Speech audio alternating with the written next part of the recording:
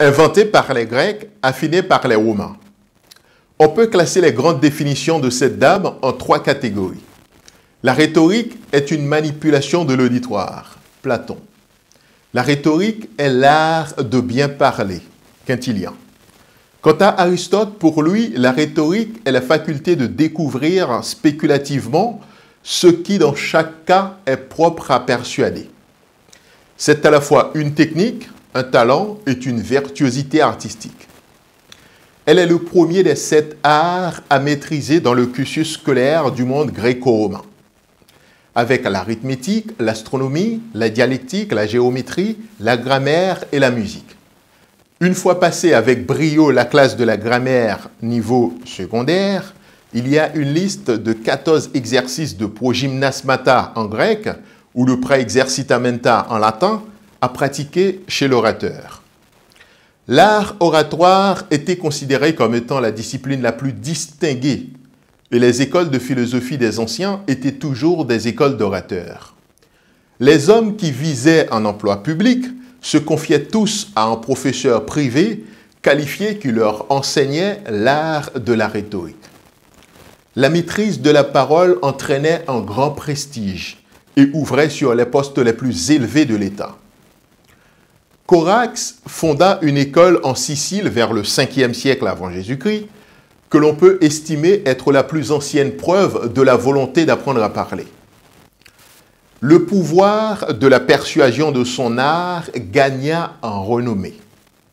Et beaucoup de parents se décidèrent à lui confier leur enfant pour qu'il leur enseignât l'art de la rhétorique. Un certain Tisias voulut lui aussi apprendre la rhétorique. Voyant que Corax faisait payer cher son enseignement, il commença par aller le trouver et lui adressa ces mots. « Je désire apprendre la rhétorique. Présentement, je n'ai pas la somme voulue, mais quand je l'aurai apprise, je paierai le double. » Dans un mouvement de bonté, Corax accepta d'enseigner la rhétorique à Tisias.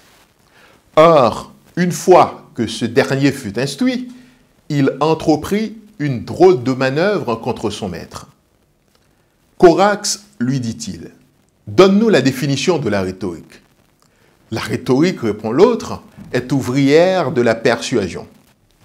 Tisias s'empare alors de la définition et met à l'épreuve le raisonnement de son maître devant le tribunal populaire. « Je vais te faire un procès, dit-il, au sujet de ta rétribution. Si je te persuade d'accepter que je ne donne pas de rétribution, de ce fait, je n'en donnerai pas.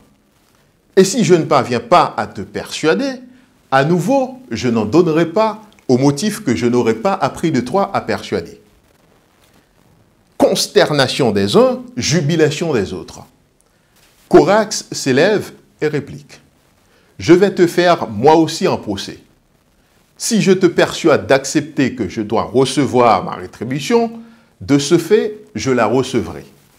Et si je ne parviens pas à te persuader, à nouveau, je dois la recevoir. Attendu que j'aurai formé des élèves capables de l'emporter sur le maître. » Jubilation des premiers, consternation des seconds.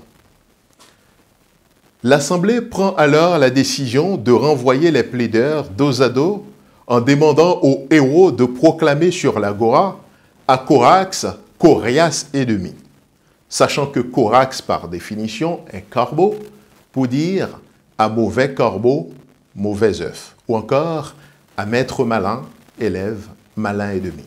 C'était Angelo Polina, coach et conférencier en communication. Je publie tous les mercredis une vidéo sur la communication, le leadership et la maîtrise de la parole. Souvenez-vous que la maîtrise de la parole entraîne un grand prestige. Si vous aimez mes vidéos, je vous invite à interagir avec ces publications, que ce soit par abonnement, commentaire, j'aime ou partage. Déjà, merci du fond du cœur pour votre fidélité et à la semaine prochaine pour une nouvelle vidéo.